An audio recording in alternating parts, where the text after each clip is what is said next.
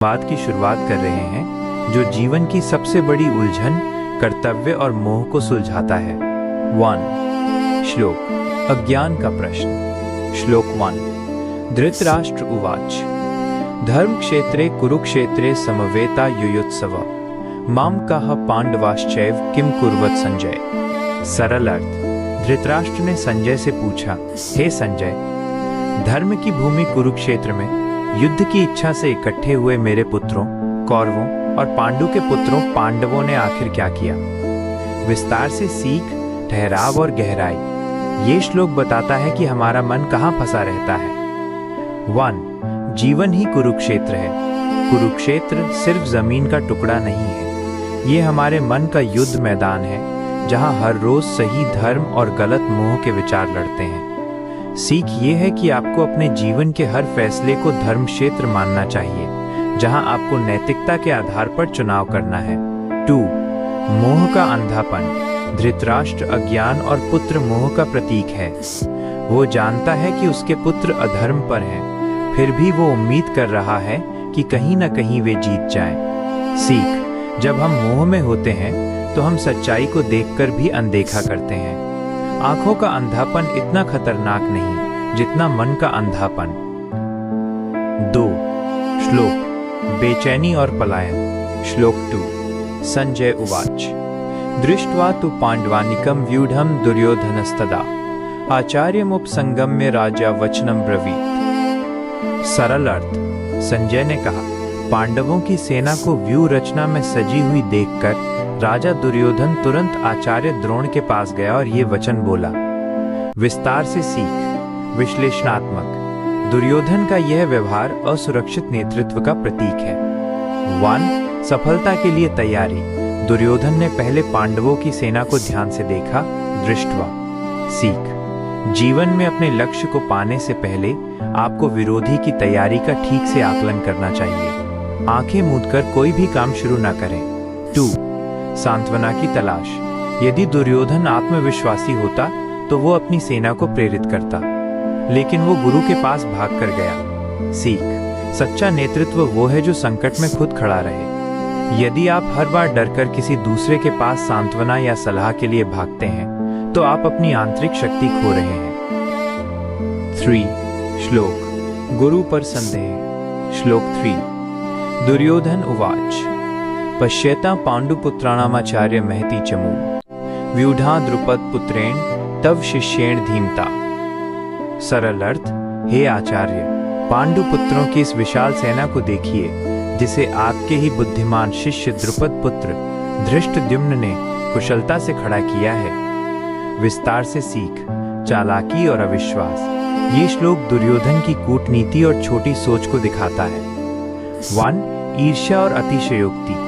दुर्योधन अपनी सेना की बजाय विरोधी की सेना को विशाल बताकर अपनी घबराहट दिखा रहा है। सीख, तुलना करना छोड़िए, अपने जीवन की शक्ति और संसाधनों पर ध्यान दें। दूसरों की ताकत को बढ़ा चढ़ाकर देखना आपकी मानसिक हार की शुरुआत है।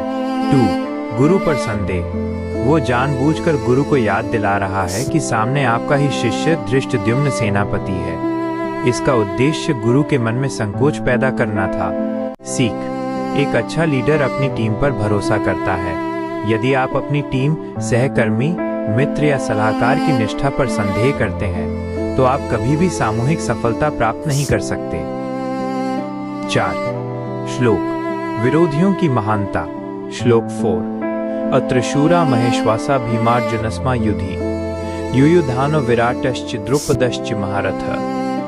सरल अर्थ, पांडव सेना में यहाँ शूरवीर हैं जो महान धनुषों से युक्त हैं और युद्ध में भीम तथा अर्जुन के समान हैं। इनमें युयुधान, विराट और महारथी द्रुपद हैं। विस्तार से सीख, क्षमताओं का मूल्यांकन। दुर्योधन अब पांडव पक्ष की गुणवत्ता, क्वालिटी को स्वीकार कर रहा है। 1 वास्तविक आकलन। दुर्योधन जानता है कि पांडव केवल संख्या में कम नहीं है, बल्कि उनके पास भीम और अर्जुन के स्तर के योद्धा हैं। सीख, अपने प्रतिद्वंद्वी की योग्यता को पहचानना बुद्धिमानी है।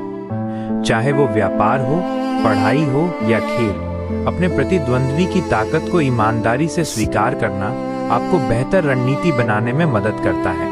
2. साझेदारी का बल। युयुधान, सात्यकी, विराट और द्रुपद जैसे सभी राजा धर्म और प्रेम के कारण पांडवों के साथ थे। सीख। जीवन में सच्ची सफलता केवल भौतिक संसाधनों से नहीं मिलती, बल्कि विश्वास, प्रेम और समान सिद्धांतों पर टिकी हुई मजबूत साझेदारी से मिलती है। पांडवों की ताकत उनके रिश्तों में थी। 5. श्लोक सूची का विस्तार। श्लोक 5। दृष्टकेतुश्चेकितानः काशीराजश्च वीर्यवान् पुरुजित कुंती भोजश्च शैब्यश्च नरपुंगवः। सरल अर्थ। पांडव सेना में दृष्टकेतु, चेकितान, बलवान काशीराज, पुरुजित, कुंती भोज और मनुष्यों में श्रेष्ठ शैब्य भी हैं। विस्तार से सीख। अति विश्लेषण का खतरा। दुर्योधन लगातार विरोधी पक्ष के योद्धाओं को गिन रहा है। 1. ओवरथिंकिंग। दुर्योधन की इस लंबी सूची का मतलब है कि वो रणनीति पर कम और चिंता पर ज्यादा ध्यान दे रहा है। सीख। अत्यधिक सोचना, ओवरथिंकिंग, आपके कर्म को बाधित करता है। एक बार जब आप मैदान में उतर जाते हैं तो हर छोटी चीज का विश्लेषण करने के बजाय अपनी ऊर्जा को लक्ष्य प्राप्ति में लगाएं। 2. हर व्यक्ति का महत्व। ये सभी योद्धा राजा थे, पर पांडवों के लिए लड़ रहे थे। सीख। किसी भी टीम में हर छोटे बड़े व्यक्ति का योगदान महत्वपूर्ण होता है। एक सफल लीडर अपनी टीम के हर सदस्य के सामर्थ्य को पहचानता है और उन्हें महत्व देता है।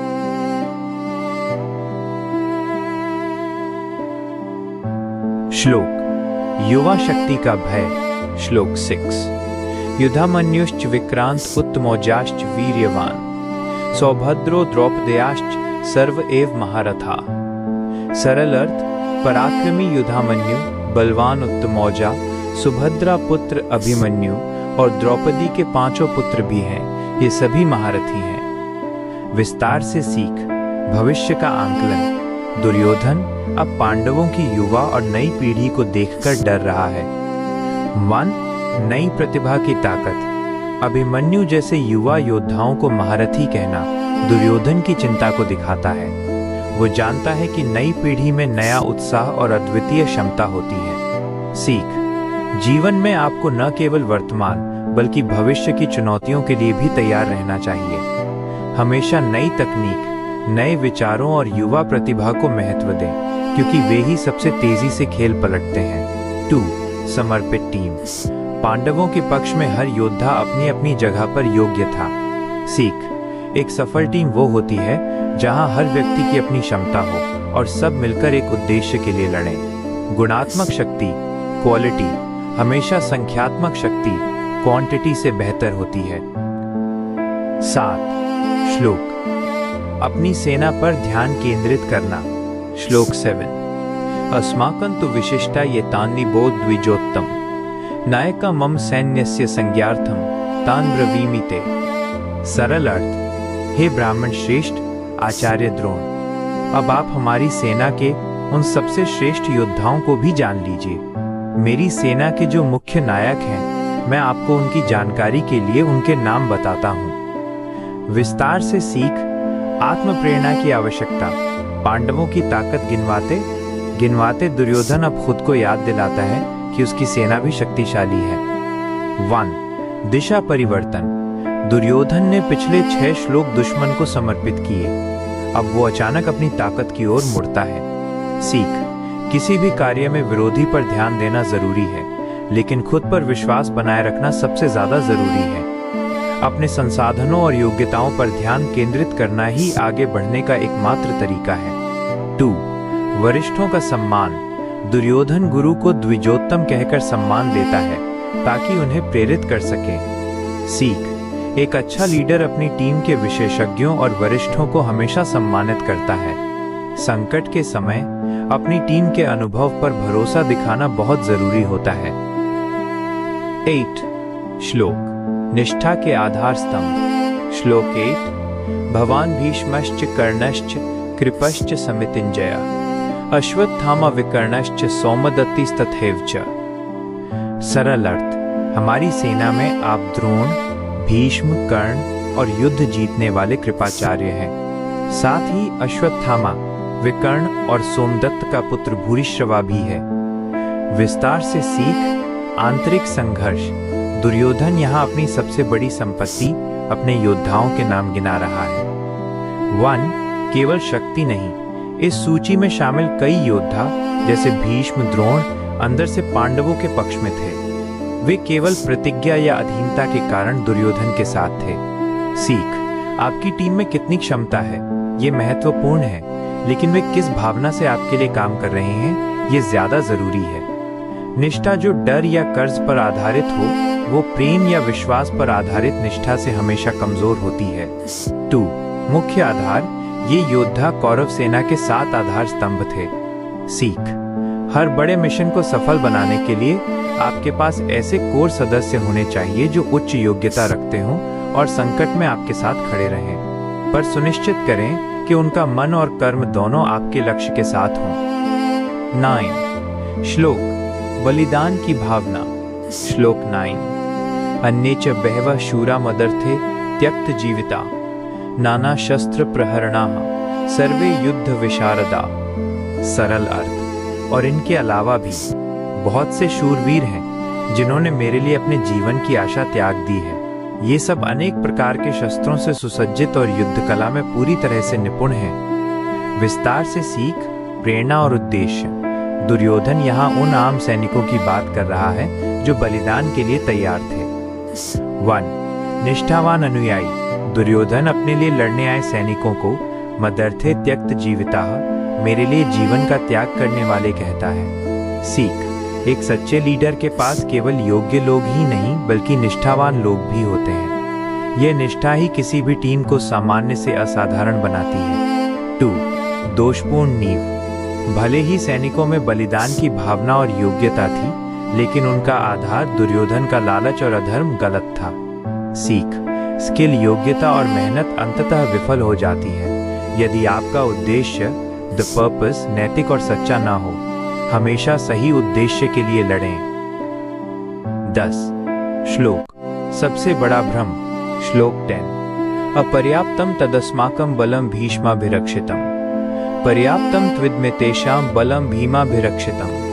सरल अर्थ। भीष्म द्वारा रक्षित हमारी वो सेना असीमित और अजेय है, जबकि भीम द्वारा रक्षित इन पांडवों की सेना सीमित और आसानी से जीती जाने योग्य है।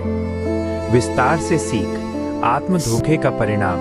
ये श्लोक दुर्योधन के मानसिक पतन का सबसे बड़ा प्रमाण है। 1. सत्य से पलायन। संस्कृत में अपर्याप्तम का एक अर्थ असीमित दुर्योधन का भ्रम है, जबकि इसका वास्तविक अर्थ पर्याप्त नहीं, असुरक्षित भी है। दुर्योधन ने झूठ को सत्य मान लिया। सीख, आत्म धोखा, सेल्फ डिसेप्शन आपके पतन का पहला कारण है।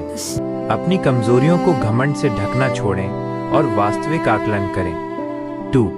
गुणवत्ता बनाम उद्देश्य। कौरवों के पास विशाल संख्या थी जिसका रक्षक भीष्म प्रतिज्ञा थे।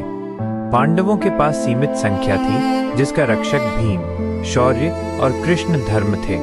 सीख, सफलता संख्या से नहीं आती बल्कि उद्देश्य की स्पष्टता और धर्म से आती है।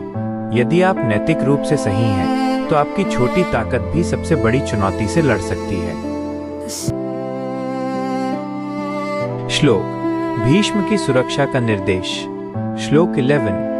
अयनेषु च सर्वेषु यथा भागम वस्थिता भीष्ममेवाभिरक्षन्तु भवन्तः सर्व एव हि। सरल अर्थ। दुर्योधन ने कहा, आप सब लोग अपनी अपनी रणनीतिक जगहों, मोर्चों पर स्थिर रहते हुए सब ओर से केवल भीष्म पितामह की ही रक्षा करें। विस्तार से सीख, डर और सिंगल पॉइंट निर्भरता, ये दुर्योधन के नेतृत्व की सबसे बड़ी गलती है। 1. बचाव की मानसिकता। दुर्योधन ने अपनी पूरी सेना का ध्यान जीतने से हटाकर भीष्म की रक्षा करने पर लगा दिया। वो हमला करने के बजाय सुरक्षा को प्राथमिकता दे रहा है। सीख, जब आप जीवन में डर के कारण केवल अपनी कमजोरियों को बचाने पर ध्यान केंद्रित करते हैं, तो आप आगे बढ़ने की शक्ति खो देते हैं। सफलता तब मिलती है जब आप रक्षात्मक नहीं बल्कि आक्रामक, सकारात्मक अर्थ में होते हैं। 2. एकल निर्भरता। उसने पूरी जीत का भार एक व्यक्ति भीष्म पर डाल दिया। सीख, किसी भी प्रोजेक्ट या लक्ष्य में अपनी सफलता को केवल एक व्यक्ति, एक योजना या एक संसाधन पर निर्भर न करें। ऐसा करने से आपकी पूरी योजना एक झटके में विफल हो सकती है। अपनी टीम को विकेंद्रीकृत डिसेंट्रलाइज्ड करें। 12 श्लोक भीष्म का सिंहनाद। श्लोक 12 तस्य संजनयन् हर्षं कुरु वृद्धः पितामहः सिंहनादम विनोद्योच्य शंखम दद्मो प्रतापवान। सरल अर्थ, तब कौरवों के वृद्ध और महान प्रतापी पितामह भीष्म ने दुर्योधन के मन में हर्ष खुशी उत्पन्न करते हुए ऊंची गर्जना वाले सिंहनाद के साथ अपना शंख बजाया। विस्तार से सीख, वरिष्ठता और प्रेरणा। भीष्म यहाँ नेतृत्व का एक उत्कृष्ट उदाहरण प्रस्तुत करते हैं। 1 आशा का संचार। भीष्म ने दुर्योधन की डर और चिंता को महसूस किया। उन्होंने शब्दों से नहीं बल्कि क्रिया से जवाब दिया। उनका सिंहनाद दुर्योधन और पूरी सेना के लिए प्रेरणा का एक शक्तिशाली इंजेक्शन था। सीख, एक अनुभवी लीडर का काम है कि जब टीम घबरा रही हो तो वो अपने आत्मविश्वास और कार्रवाई से सबका मनोबल बढ़ा दे। 2 पहला कदम। भीष्म ने तुरंत पहला कदम उठाकर युद्ध का आरंभ किया। सीख, किसी भी बड़े काम की शुरुआत में विलंब नहीं करना चाहिए। पहला कदम जितना निर्णायक होगा, टीम उतनी ही तेजी से जुड़कर काम करना शुरू कर देगी। 13 श्लोक सामूहिक शक्ति की अभिव्यक्ति। श्लोक 13 ततः शंखाश्च भैर्यश्च पणवानक गोमुखा सहसैवाभ्य हन्यन्त सा। सरल अर्थ, इसके बाद शंख, नगाड़े, ढोल, मृदंग और तुरही गोमुख एक साथ बज उठे और वो शब्द बड़ा ही भयंकर, अत्यंत ऊंचा हुआ। विस्तार से सीख, सामंजस्य और तालमेल। ये श्लोक दिखाता है कि संगठन में तालमेल, कोऑर्डिनेशन कितना शक्तिशाली होता है। 1 तालमेल की शक्ति। एक बार जब भीष्म ने शुरुआत की तो पूरी कौरव सेना एक ही धुन में बज उठी। ये संगठन का प्रमाण था। सीख, आपकी टीम या कंपनी में शक्ति तब आती है जब हर सदस्य एक ही समय में एक ही उद्देश्य के लिए काम करता है। ये सामूहिक ध्वनि आपके विरोधी के मन में डर पैदा कर सकती है। 14 श्लोक धर्म का प्रत्युत्तर। श्लोक 14 ततः श्वेतैर्यैर्युक्ते महति स्यन्दने स्थितो माधवः पांडवश्चैव दिव्यौ शंखो प्रदध्मतु। सरल अर्थ, इसके पश्चात श्वेत घोड़ों से जुते हुए एक विशाल रथ पर बैठे हुए भगवान श्री कृष्ण और अर्जुन ने भी अपने अलौकिक दिव्य शंख बजाए। विस्तार से सीख, मार्गदर्शक का चयन। यह श्लोक कौरवों के शोर को धर्म के बल से जवाब देता है। 1 शुभ प्रतीक। पांडवों का रथ श्वेत, पवित्रता, धर्म, घोड़ों से युक्त था और उस पर स्वयं माधव श्री कृष्ण सारथी थे। सीख, आपके जीवन के रथ का सारथी कौन है? यदि आपके निर्णय धर्म, नैतिकता और सच्चाई पर आधारित हैं, यानी आपका सारथी कृष्ण है, तो आपके साधन भले ही छोटे हों, आपकी शक्ति अलौकिक हो जाती है। सही मार्गदर्शन जीवन की सबसे बड़ी जीत है। 15 to 18 श्लोक व्यक्तिगत योगदान। श्लोक 15, 16, 17, 18 पांचजन्यम ऋषिकेशो देवदत्तम धनंजय पौंड्रम दद्मो महाशंखम भीम कर्मा वृकोद्र अनंत विजयम राजा कुंती पुत्रो युधिष्ठिर नकुलः सहदेवश्च सुघोषमणि पुष्पपौ काश्यश्च परमेश्वासः शिखंडी च महारथः दृष्टद्युम्नो विराटश्च सात्यकिश्च पराजितः द्रुपदो द्रौपदेयाश्च सर्वशः पृथिवीपते सौभद्रश्च महाबाहु शंखान दद्मो पृथक पृथक। सरल अर्थ, श्री कृष्ण ने पांचजन्य, अर्जुन ने देवदत्त, भीम ने पौंड्र, युधिष्ठिर ने अनंत विजय और बाकी सभी महारथियों ने अलग अलग अपने अपने शंख बजाए। विस्तार से सीख, हर व्यक्ति का महत्व, पांडवों की प्रतिक्रिया में संगठन और व्यक्तिगत पहचान का अद्भुत मिश्रण था। 1 योग्यता की पहचान। कौरवों ने एक साथ शोर मचाया। 13वां श्लोक, लेकिन पांडवों के हर महारथी के शंख का नाम अलग था। सीख, एक सफल टीम वो है जहां हर सदस्य, चाहे वो भीम हो या अभिमन्यु की अपनी योग्यता, यूनिक स्किल को पहचाना जाता है। टीम वर्क में व्यक्तिगत योगदान को मिटाया नहीं जाता, बल्कि उसे बढ़ाया जाता है। हर कोई अपने क्षेत्र का चैंपियन होता है। 19 श्लोक मानसिक हार। श्लोक 19 सघोषो धार्तराष्ट्राणा हृदयानि व्यदार्यत नभश्च पृथ्वी चैव तुमुलो व्यनुनादयन्। सरल अर्थ। पांडवों के शंखों की उस गूंज ने आकाश और पृथ्वी को गुजाते हुए दुर्योधन के पक्ष वालों के हृदय को विदीर्ण फाड़ दिया। विस्तार से सीख धर्म की शक्ति। ये श्लोक युद्ध के वास्तविक परिणाम को तुरंत बता देता है। 1. मानसिक पराजय। कौरव सेना के पास संख्या बल था, पर पांडवों के शंखनाद ने उनका हृदय विदीर्ण कर दिया। सीख अधर्म पर आधारित कोई भी शक्ति, भले ही वो कितनी भी बड़ी क्यों न हो, मानसिक रूप से कमजोर होती है। जब सत्य बोलता है तो झूठ तुरंत टूट जाता है। 2. डर का कारण। कौरवों को इसलिए डर लगा क्योंकि वे जानते थे कि वे गलत पक्ष पर हैं। सीख यदि आपका आधार और उद्देश्य शुद्ध है तो आप अपने आत्मविश्वास की गूंज से विरोधी को मानसिक रूप से हरा सकते हैं। नरेशन की समाप्ति। नरेटर शांत लेकिन दृढ़। पांडवों के शंखनाद ने शारीरिक युद्ध से पहले ही मानसिक युद्ध जीत लिया था, लेकिन अब ये युद्ध एक नया मोड़ लेगा। गांडीवधारी अर्जुन के मन में अचानक मोह और विषाद जन्म लेता है। अगले भाग में हम देखेंगे कि कैसे अर्जुन अपने रथ को बीच में रोककर युद्ध से पलायन करने की इच्छा व्यक्त करता है। 20 श्लोक अर्जुन की पहल। श्लोक 20। अथ व्यवस्थितान् दृष्ट्वा धार्तराष्ट्रान् कपिध्वजः प्रवृत्ते शस्त्र संपाते धनुरुद्यम्य पांडवः। सरल अर्थ। अब शस्त्रों का चलना आरंभ होने ही वाला था। उस समय हनुमान की ध्वजा वाले अर्जुन ने युद्ध के लिए तैयार धृतराष्ट्र पक्ष के योद्धाओं को देखकर अपना धनुष उठाया। विस्तार से सीख कर्म की शुरुआत। यह श्लोक अर्जुन के शौर्य को दर्शाता है, पर यह शौर्य क्षणभंगुर था। 1. शौर्य का प्रतीक। अर्जुन ने युद्ध के आरंभ होने से ठीक पहले धनुष उठाया। ये बताता है कि वो लड़ने के लिए पूरी तरह तैयार था। कपिध्वज हनुमान की ध्वजा विजय का प्रतीक है। सीख अपने बड़े लक्ष्यों की ओर बढ़ते समय अपनी पूरी क्षमता और शुभ प्रतीकों यानी अपने आत्मविश्वास के साथ मैदान में उतरें। कर्म की शुरुआत हमेशा दृढ़ता के साथ होनी चाहिए। 21-22 श्लोक रथ को मध्य में लाने का निर्देश।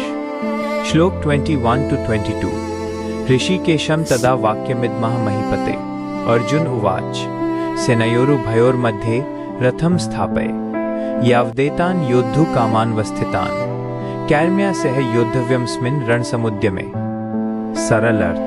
हे अच्युत श्री कृष्ण, मेरे रथ को दोनों सेनाओं के ठीक बीच में खड़ा कीजिए, ताकि मैं युद्ध की इच्छा से यहाँ खड़े हुए उन योद्धाओं को देख सकूं कि इस युद्ध के प्रयास में मुझे किन किन के साथ लड़ना है। विस्तार से सीख कारण और उद्देश्य की तलाश। अर्जुन यहाँ एक रणनीतिक नेता की तरह युद्ध के कारण को व्यक्तिगत स्तर पर समझना चाहता है। 1. निष्कर्ष से पहले अवलोकन। अर्जुन बिना देखे लड़ना नहीं चाहता, वो अपने विरोधी के चेहरे देखना चाहता है। सीख किसी भी बड़े निर्णय या संघर्ष को शुरू करने से पहले भावनात्मक आवेग में न आए। शांत मन से अपने सामने खड़ी पूरी सच्चाई को देखें। अवलोकन ऑब्जर्वेशन करना प्रतिक्रिया रिएक्शन देने से हमेशा बेहतर है। 2. सारथी का कार्य। अर्जुन ने श्री कृष्ण से कहा, मेरा रथ ठीक बीच में खड़ा करो। सीख हमारा विवेक श्री कृष्ण हमें कभी किसी एक पक्ष में नहीं खींचता, वो हमें हमेशा निष्पक्षता के केंद्र में लाकर खड़ा करता है, जहां हम दोनों पक्षों की कीमत प्रोज एंड कॉन्स को देख सकें। 23 श्लोक दुर्बुद्धि का पक्ष। श्लोक 23 यसमागतः धार्तराष्ट्रस्य दुर्बुद्धेर्युद्धे प्रियचिकीर्षवः। सरल अर्थ। मैं उन सबको देखना चाहता हूँ जो यहाँ दुर्बुद्धि दुर्योधन का युद्ध में भला करने के लिए इकट्ठे हुए हैं। विस्तार से सीख नैतिक औचित्य की मांग। अर्जुन अपने लड़ने के लिए एक नैतिक आधार ढूंढ रहा है। 1. दोष का आरोपण। अर्जुन विरोधियों पर दुर्बुद्धि दुर्योधन का पक्ष लेने का दोष लगा रहा है। वह खुद को सही और सामने वाले को पूरी तरह गलत साबित करना चाहता है। सीख जब हम कोई कठिन कर्म करते हैं तो हमारा मन अक्सर बाहरी कारणों और दूसरे की गलती पर ध्यान केंद्रित करता है। यह आत्मसंदेह को दूर करने की एक मानवीय कोशिश है। 24-25 श्लोक नियति का प्रदर्शन।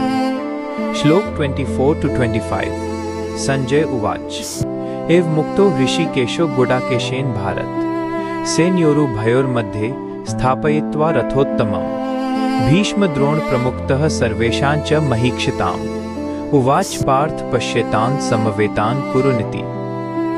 सरल अर्थ, संजय ने कहा, अर्जुन द्वारा कहे जाने पर भगवान श्री कृष्ण ने उस उत्तम रथ को दोनों सेनाओं के मध्य में खड़ा कर दिया। भीष्म और द्रोणाचार्य के सामने रथ को खड़ा करके उन्होंने कहा, हे पार्थ, युद्ध के लिए एकत्र हुए इन सभी कुरुवंशियों को देखो। विस्तार से सीख विवेक का कार्य, ये श्री कृष्ण की ओर से पहला और एकमात्र निर्देश है। 1. निष्पक्षता का केंद्र। श्री कृष्ण ने रथ को सबसे महत्वपूर्ण और सबसे भावनात्मक जगह पर रोका, गुरु और पितामह के सामने। सीख। जीवन में जब आपका विवेक आपको कोई रास्ता दिखाता है तो वो आपको कठिनतम सच्चाई देखने के लिए प्रेरित करता है। ज्ञान हमें पूरी वास्तविकता दिखाता है, कोई आसान रास्ता नहीं। 2. केवल देखो। श्री कृष्ण ने केवल पश्य देखो कहा, उन्होंने कोई राय नहीं दी। सीख। हमारा विवेक आंतरिक आवाज हमें केवल तथ्य दिखाता है, निष्कर्ष नहीं देता। निष्कर्ष निकालना और कर्म चुनना हमारा काम है। शांत होकर देखना, बिना कोई राय बनाए, आत्मज्ञान का पहला चरण है। 26-27 श्लोक। मोह का प्रहार।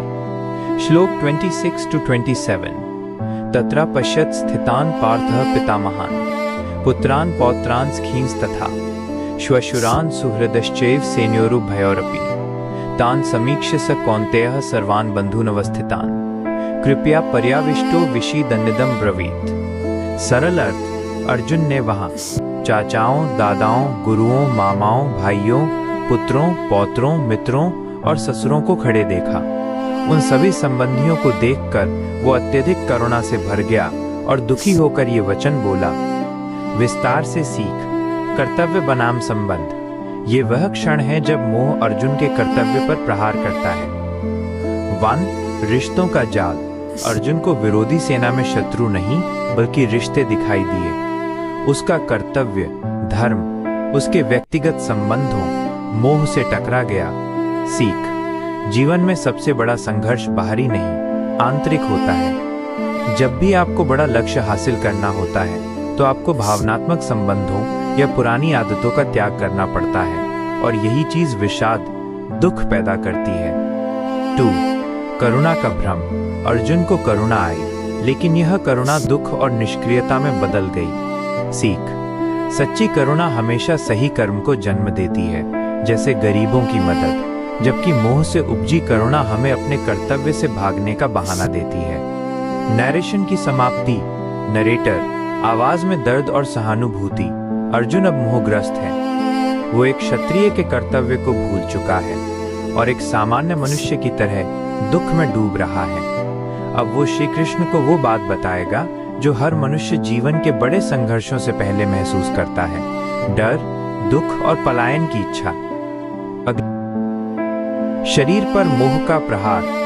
श्लोक 28 अर्जुन उवाच दृष्ट्वेमं स्वजनं कृष्ण युयुत्सु समुपस्थितं सीदन्ति मम गात्राणि मुखं च परिशुष्यति। सरल अर्थ, अर्जुन ने कहा, हे कृष्ण, युद्ध की इच्छा से यहाँ खड़े अपने ही इन बंधु बांधवों को देखकर मेरे अंग शिथिल हो रहे हैं और मुंह सूख रहा है। श्लोक 29 वेप्थुश्च शरीरे में रोमहर्षश्च जायते गांडीवं स्रंसते हस्तात्वक चैव परिदह्यते। सरल अर्थ, मेरे शरीर में कंपकंपी और रोंगटे खड़े हो रहे हैं। मेरे हाथ से गांडीव धनुष, उसका सबसे बड़ा शस्त्र, गिर रहा है और त्वचा में जलन हो रही है। विस्तार से सीख। डर का मनोविज्ञान। देखिए, ये केवल एक योद्धा का डर नहीं है, ये हर मनुष्य के अंदर का संघर्ष है। 1. मोह का शारीरिक प्रभाव। अर्जुन को सामने के शत्रु से डर नहीं है, उसे अपनत्व को नष्ट करने के पाप से डर लग रहा है। यही आंतरिक संघर्ष उसके शरीर पर बीमारी की तरह हावी हो रहा है। कंपकंपी, शिथिलता, जलन। सीख। जब आपका कर्तव्य आपके मन के विरोध में खड़ा होता है तो आपका शरीर पहला शिकार बनता है। चिंता और डर सबसे पहले आपके आत्मविश्वास और क्षमता, गांडीव धनुष, को छीन लेते हैं। 2. मानसिक आत्मसमर्पण। धनुष का हाथ से गिरना शारीरिक हार से पहले मानसिक आत्मसमर्पण है। सीख, जीवन में कभी भी आत्मविश्वास को मत छोड़िए। जब तक आपका आत्मविश्वास गांडीव आपके हाथ में है तब तक आप लड़ाई में हैं। उसे छोड़ना ही पहला और अंतिम पराजय है। 30-31 श्लोक, पलायन और अपशकुन का बहाना। श्लोक 30, न च शक्नोम्यवस्थातुं भ्रमतीव च मे मनः निमित्तानि च पश्यामि विपरीतानि केशव। सरल अर्थ, मैं ठीक से खड़ा भी नहीं हो पा रहा हूं और मेरा मन भ्रमित हो रहा है। हे केशव, मैं विपरीत अपशकुनों को भी देख रहा हूं। श्लोक 31, न च हत्वा स्वजन्माहवे न कांक्षे विजयम कृष्ण न च राज्यम सुखानि च। सरल अर्थ, युद्ध में अपने ही कुटुंबियों को मारकर मैं कोई कल्याण नहीं देखता हूं। हे कृष्ण, मैं न तो विजय चाहता हूं, न राज्य और न ही सुखों की कामना करता हूं। विस्तार से सीख, बहानेबाजी और वैराग्य का मुखौटा। अर्जुन यहाँ पलायनवाद एस्केपिज्म का रास्ता चुनता है। 1. डर से उपजे बहाने। अर्जुन का मन अब उसे अपशकुन दिखा रहा है। ये अपशकुन नहीं बल्कि उसके भागने की इच्छा का बहाना है। सीख, जब हम कठिन काम से बचना चाहते हैं तो हमारा मन हमें अंधविश्वास या बहाने देता है। अभी समय ठीक नहीं है, नक्षत्र अच्छे नहीं हैं। इन बहानों को पहचानिए और अपने वर्तमान कर्तव्य पर अडिग रहिए। 2. त्याग का नाटक। अर्जुन कहता है कि उसे राज्य या सुख नहीं चाहिए। यह त्याग वैराग्य से नहीं बल्कि हत्या के डर से पैदा हुआ है। सीख, सच्चा त्याग वो होता है जो खुशी से कर्तव्य के लिए किया जाए, न कि किसी कठिन परिणाम से बचने के लिए। मोह से उपजा यह तथाकथित त्याग केवल कर्म से पीछे हटने का एक मुखौटा है। 32-35 श्लोक, मोह की पराकाष्ठा। श्लोक 32, किन्नो राज्येन गोविंद किन भोगैर जीवितेन वा येषामर्थे कांक्षितम नो राज्यम भोगाः सुखानि च तयुद्धे प्राणान् त्यक्त्वा धनानि च। सरल अर्थ, हे गोविंद, हमें ऐसे राज्य, भोग और जीवन से क्या लाभ जिनके लिए हमने ये सब चाहा था, वे ही यहाँ अपने प्राणों की आशा त्याग कर युद्ध में खड़े हैं। श्लोक 33-34 आचार्याः पितरः पुत्रास्तथैव च पितामहः मातुलाः श्वशुराः पौत्राः श्यालाः सम्बन्धिनस्तथा एतान् हन्तुमिच्छामि मधुसूदन अपि त्रैलोक्य राज्यस्य हेतो किन्नु महि कृते। सरल अर्थ, गुरु, पिता, पुत्र, दादा, मामा, ससुर, ये सब यहाँ हैं। हे मधुसूदन, यदि वे मुझे मार भी डालें तो भी मैं इन्हें मारना नहीं चाहता। तीनों लोकों के राज्य के लिए भी नहीं, फिर इस पृथ्वी के लिए तो कहना ही क्या है।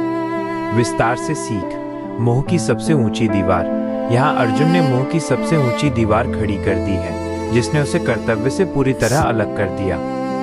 1. उद्देश्य का भटकाव। अर्जुन का तर्क है कि लक्ष्य राज्य बेकार है क्योंकि उसे पाने वाले लोग संबंधी ही नहीं रहेंगे। सीख, अपने जीवन में उद्देश्य, द पर्पस को इतना बड़ा बनाइए कि वो व्यक्तियों या वस्तुओं पर निर्भर ना रहे। यदि आपका उद्देश्य धर्म, न्याय या सत्य पर आधारित है तो उसे पूरा करना ही आपका परम कर्तव्य बन जाता है, भले ही उसमें कितनी भी कीमत चुकानी पड़े। 2. कर्म का त्याग। वो कहता है कि मैं तीनों लोकों का राज्य भी त्याग दूंगा। ये न्याय के लिए लड़ने के क्षत्रिय धर्म का सीधा अपमान है। सीख, जीवन में सही कर्म, राइट एक्शन से पीछे कभी भी बड़ा त्याग करने का बहाना ना दें। कर्तव्य निभाना। केवल त्याग करने से ज्यादा महान है। व्यक्तिगत मोह और राज्य के त्याग की बात कही। अब वो अपने पलायन को सही साबित करने के लिए सामाजिक और धार्मिक नियमों का सहारा लेता है। वो श्री कृष्ण से तर्क करता है कि इस युद्ध का परिणाम केवल व्यक्तिगत नहीं बल्कि पूरे समाज के लिए विनाशकारी होगा। 36 श्लोक, पाप और दोष।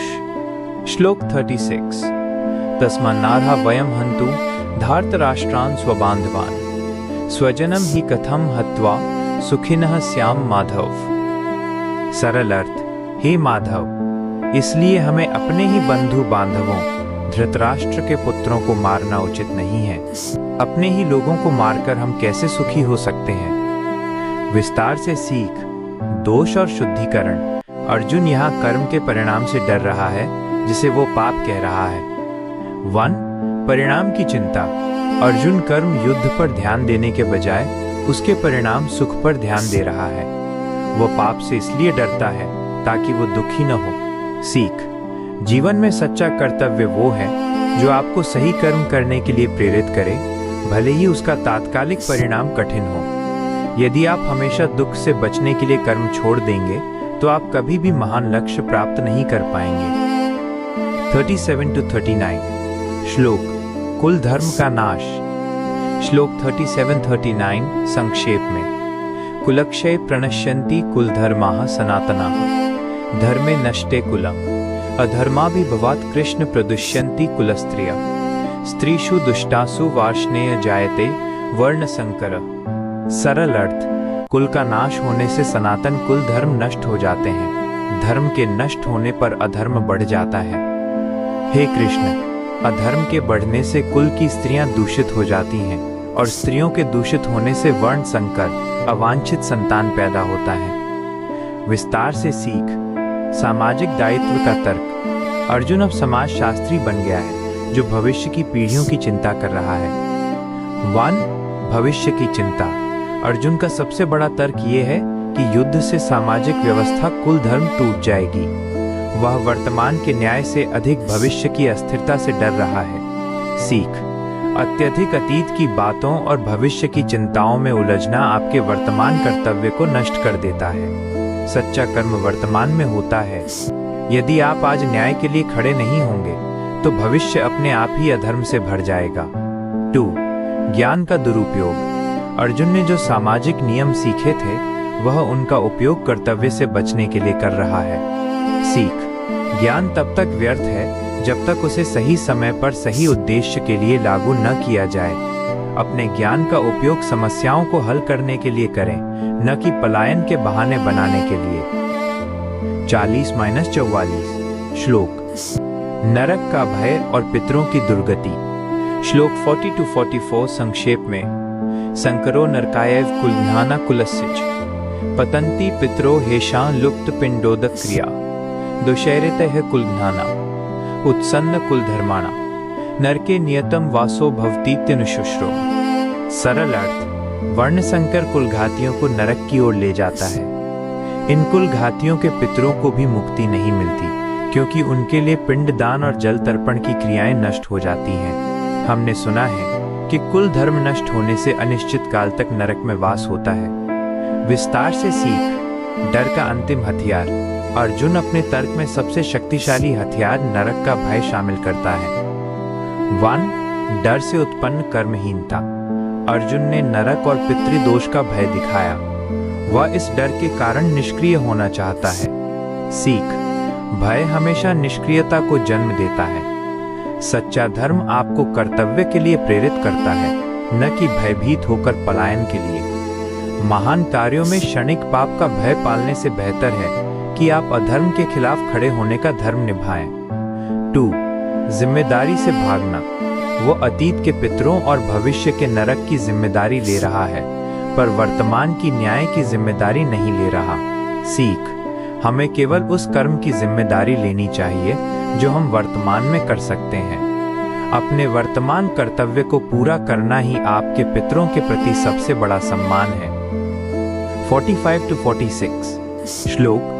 स्वयं को समर्पित करना। श्लोक 45-46 संक्षेप में। अहो बत महत् पापं कर्तुम व्यवसिता वयम् यद्राज्य सुखलोभेन हन्तुम स्वजन मुद्यता यदि मां प्रतिकारम शस्त्रम शस्त्र पाणया धार्तराष्ट्र रणे हन्युस्तन में क्षेमतरम भवेत। सरल अर्थ। हाय, राज्य के सुख के लोभ से हम अपने ही लोगों को मारने का महापाप करने को तैयार हो गए हैं। यदि शस्त्रधारी कौरव बिना किसी विरोध और बिना शस्त्रों के मुझको इस युद्ध में मार डालें तो वो भी मेरे लिए अधिक कल्याणकारी होगा।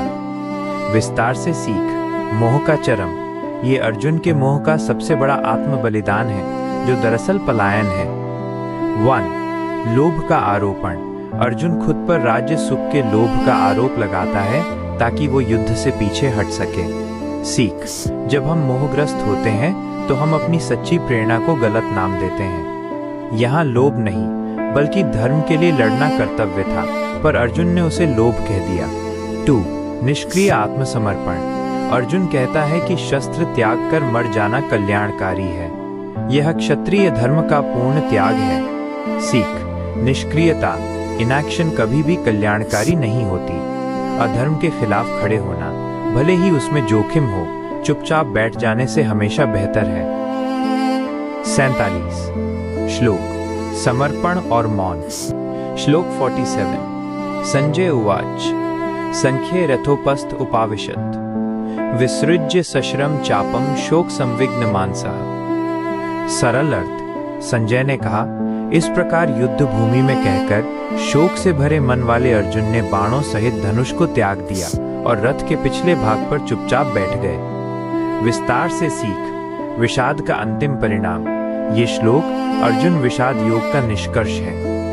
1. निष्क्रियता में डूबना। शोक, ग्रीफ और मोह का अंतिम परिणाम हमेशा कर्म का त्याग होता है। अर्जुन ने केवल धनुष नहीं छोड़ा, उसने अपने धर्म को छोड़ दिया। सीख। जब आपका मन विषाद से भर जाता है तो आप अपने जीवन के रथ के पीछे बैठ जाते हैं और आगे बढ़ना बंद कर देते हैं।